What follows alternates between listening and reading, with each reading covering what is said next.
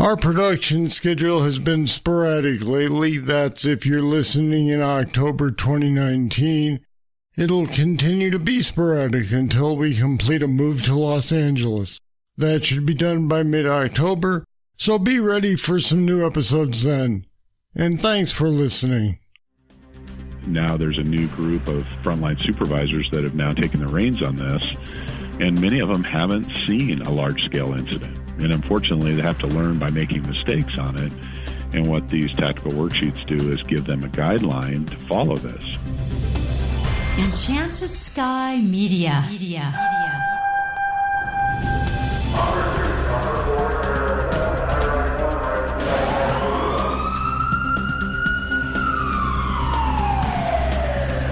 From the Enchanted Sky Studios in Prescott, Arizona, this is Code 3, the Firefighters Podcast, hosted by award-winning journalist Scott Orr.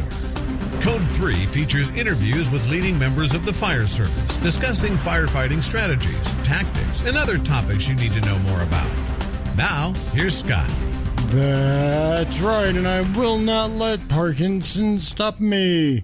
Thank you for joining me again here on Code 3. You are listening to the show for and about firefighters. Let's get started. Today we're talking tactical worksheets for EMS. That pause was to let people who began looking for the skip button find it. If you're still with me, that's good because this is a lot more important than it may sound. A tactical worksheet for EMS is nothing more than a glorified checklist. Who needs that?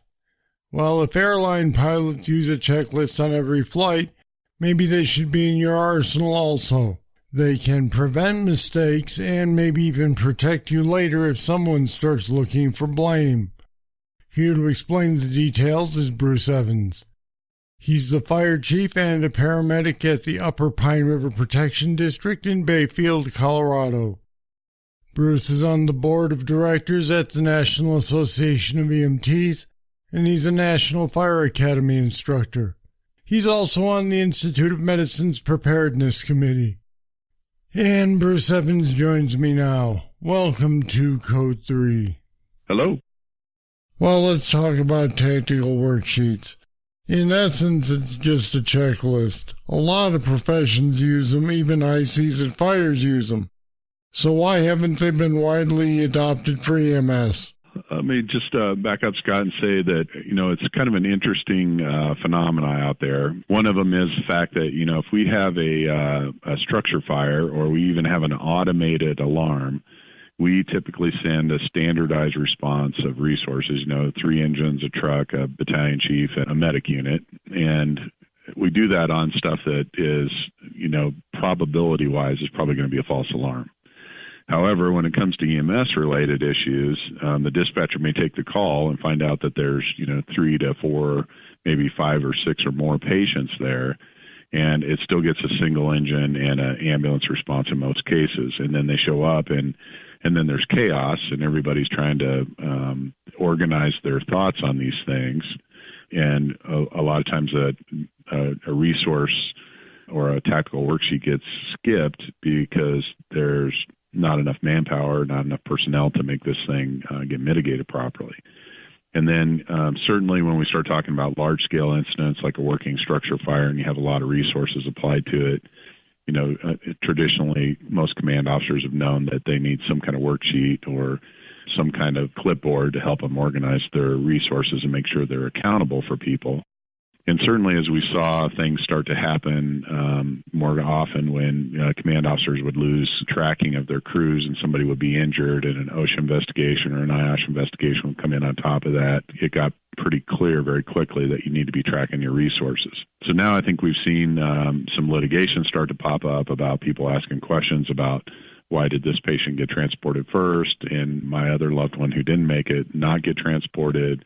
Why was there not enough ambulances there? I mean, we just saw recently in the press, one of the presidential candidates criticized 2 fire departments for not having enough ambulances there within an hour, which was completely false. Odessa fire, it had plenty of ambulances on scene for the shooting that occurred down there recently. And again, when you go back and have to try to document that and prove it, goes back to the old saying, if it wasn't written down, it didn't happen. So, now a tactical worksheet is there, one, to help you organize your thoughts and bring some order to the chaos. And number two, it provides a written record of the fact of your decision-making process and the fact that you did apply resources to certain things that other people may claim didn't get resources. And that's where I was going next. It sounds like this is a good idea for organizing the scene and the response to it. It's also an answer to the litigious atmosphere of the country these days because it creates a paper trail of sorts. Absolutely. And, and the other thing is that there's an old concept, and it's still very pertinent today, called recognition prime decision making. And, in a nutshell, that's essentially saying that, there's, like Brunestini used to say, there's a slide in your slide deck where you've seen this before. And a lot of times now we have a changeover of a generation of firefighters and command officers and EMS officers. And now there's a new group of frontline supervisors that have now taken the reins on this. And many of them haven't seen a large-scale incident. And unfortunately, they have to learn by making mistakes on it. And what these tactical worksheets do is give them a guideline to follow this. You wouldn't put a brand new pilot in the front seat of a 737 and ask him to just wing it. He's got a checklist to follow there. He's got a safety checklist to follow. There's a bunch of other crew resource management principles that are put into place in the cockpit there. And that even allows, for some standardization, but it also allows for, the dynamics to be worked through on the entire crew, so that if there's something of concern to somebody, that's going to get reported or it's going to get addressed and it's going to get some attention. Some people are going to look at this idea and say it's great for an MCI where you have a lot of personnel, but for, say, a multi-vehicle crash, it's just too much to deal with.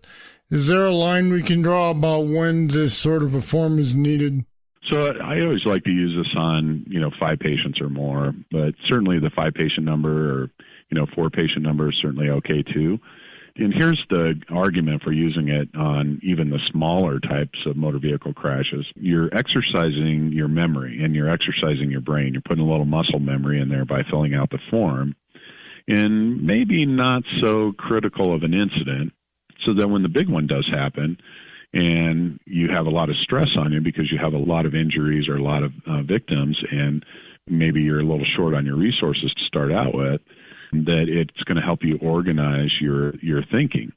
You've had like I said, you built your muscle memory on, I guess what we would call a farm club event or a smaller event, so that you're ready for the big league when you're called up. Now, at your agency, do they use these forms routinely, and how has it helped? So we don't have a lot of calls, and this has helped in our agency by using these forms because we're a small, super rural fire department that doesn't see a lot of incidents.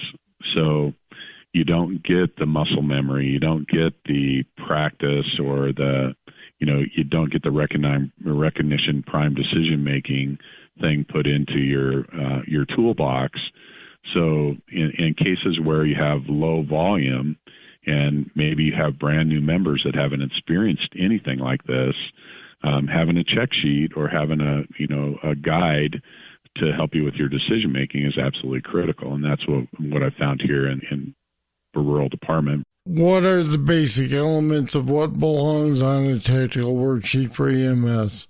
So, one of the things that, I think is absolutely key is that you have some kind of organizational chart there. And that's going to help you track your units. And, much like ICS or IMS programs that we've all been through, whether it's wildland, it's hazmat, or it's a structure fire, you have certain groups that are going to be functional that need to perform their duties on the scene. So this kind of helps you a little bit, in this particular EMS tactical worksheet, there's a triage unit, and patients have to be triaged before they can be treated, so you know who has the priority, and then you move to the right, and you have a treatment unit. You may have a rescue extrication group that is assigned to remove patients out of a hazard zone.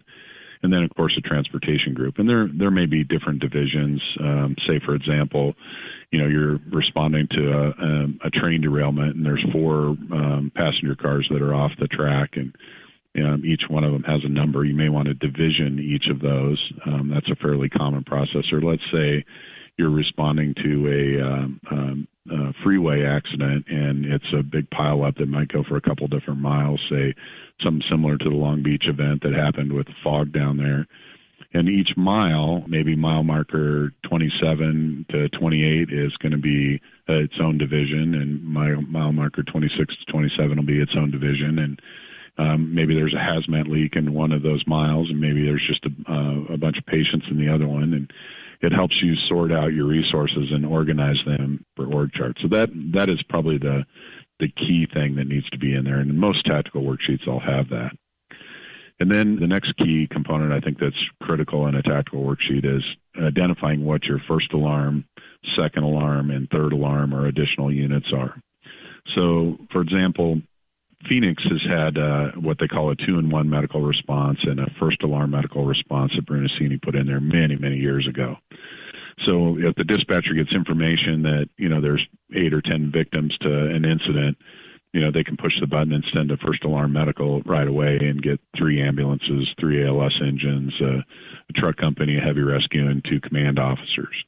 And, that way you're showing up in force. You can mitigate the problem very quickly, but each agency probably has something similar to that, I would hope. And we can look at that and say, okay, what are you typically getting on your first alarm medical assignment? Is it 2 ambulances and 2 engines? Is it 2 ambulances and a supervisor, 2 ambulances and some kind of specialty truck? Those need to be defined. And then a lot of times it's very helpful, too, to know where your additional transport units would come from in a large-scale incident. So most of us deal with mutual aid pretty frequently between our neighbors, but if you had to go one neighbor over from your normal mutual aid partners to get an ambulance for a mass casualty event, say an active shooter or a school bus crash, who are those people and what do they have available for you? So having a list of where you can get your kind of second or third tier ambulances is probably critical, because a lot of command officers and certainly frontline supervisors that might be an engine company captain or a local EMS supervisor may not know what's in that third tier of ambulances available to come to you. You, like I said, you're probably familiar with your mutual aid partners, but what's their mutual aid partners look like on the other side of them, out, like I said, in that third tier of resources that would come in for you. One other thing I'd add on the tactical worksheet that I think is necessary, Scott, is that the triage report and a primary and a secondary triage report are absolutely critical. And counting the number of patients that are immediate, delayed, minor, and potentially deceased, because those are going to tell you what kind of additional resources you're going to need at the scene. I'll be back with more right after this. Don't miss your chance to get your hands on the hottest logo wear around. Code 3 podcast gear makes you look good and tells the world you're a fan. Now you can wear the Code 3 logo proudly. Just go to our website, code3podcast.com. Click the banner and you'll be able to order an assortment of cool apparel and accessories. And thanks for supporting the podcast that supports firefighters.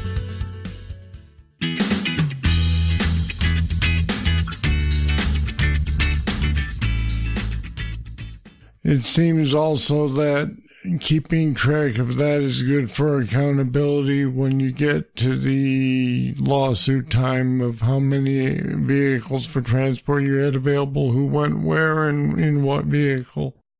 That's a great point, and it's interesting that Academy of Sciences and the Preparedness Committee from the National Academies of Medicine produced a white paper about 2 years ago looking at the last 20 or 30 active shooter events or bombing events that had occurred since Columbine.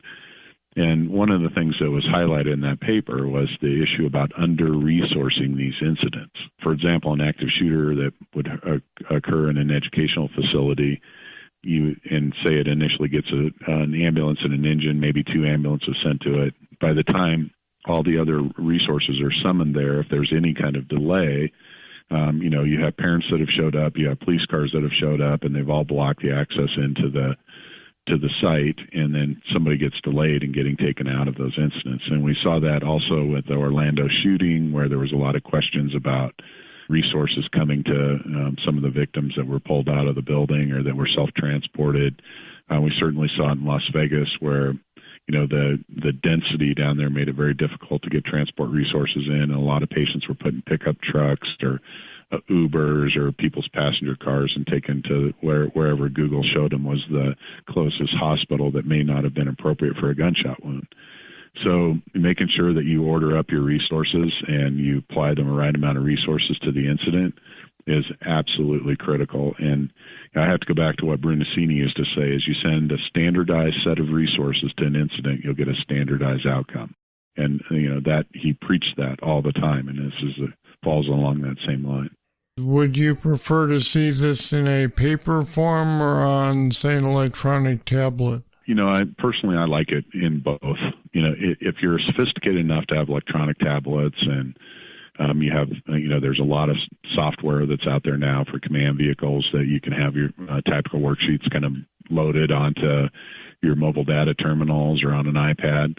That's great until the battery's low or until you have to get out and maybe be a little bit mobile or, certainly we've seen situations where, if your mobile data terminal and it's on a remote server and you have to have an internet connection, it's not uncommon when we've had mass casualty events that everybody gets on their cell phone to talk to their friend or see if their friend's okay, and it overloads the cell network. And although, FirstNet, some of these other cell networks that have said that they're priority driven, we've seen recently that it's not necessarily a reliable connection in the event that there's a lot of people on a cell phone and you have cell sites that get taken down by some kind of disaster. So I think having the paper backup is absolutely essential. The other nice thing about the paper backup, I think, is that you can certainly use it in the simulation room and in training. And it's a little bit more low tech. And again, certainly when you get into a disaster situation where there's a lot of patients, sometimes reverting back to, something that's simple and something that's low tech, where you don't have, a command officer trying to figure out how to pull up the chart, how to log on, and then how to fill this out, or, because their thumbs are too big or they're, trying to do a touch screen or they're trying to type. And, that just doesn't always work. And like I said, you pull these things out and, there was a big push for a long time to do these scannable triage tags and then have these little screens on these kind of handheld devices that would put patient data in. And, a lot of times, those first people doing those the triage task, they don't have time to spin up a computer and to start typing things in. That's supposed to be done very quickly. And a low-tech device is a lot more reliable than pulling something out that may have a dead battery or that you used in training once a year. Getting back to pen and paper is that's always going to be reliable for you. Technology is definitely not the solution to every problem in the field. All right, Bruce Evans, thanks for talking with me on Code 3 today. All right. Well, thanks for having me, Scott. And we put some more information about tactical worksheets for EMS on our website at code3podcast.com/worksheet. Check it out. Don't forget that you can be a supporter of this podcast by making a monthly pledge. If you get something out of Code 3, please give us a hand. $1 a month, 5, 10, or more, all counts. Head over to code3podcast.com/support to join the people who are already backing the show. All right, that's it. That's all for this edition of Code 3. Remember, we get back to our full-time schedule in mid-October, so stay with us. And thank you for listening. I'll be back then with more. I'm Scott Orr, and until then, stay safe. Code 3 is a production of Enchanted Sky Media. To contact us, get more information on today's topic, or subscribe to the podcast, go to code3podcast.com.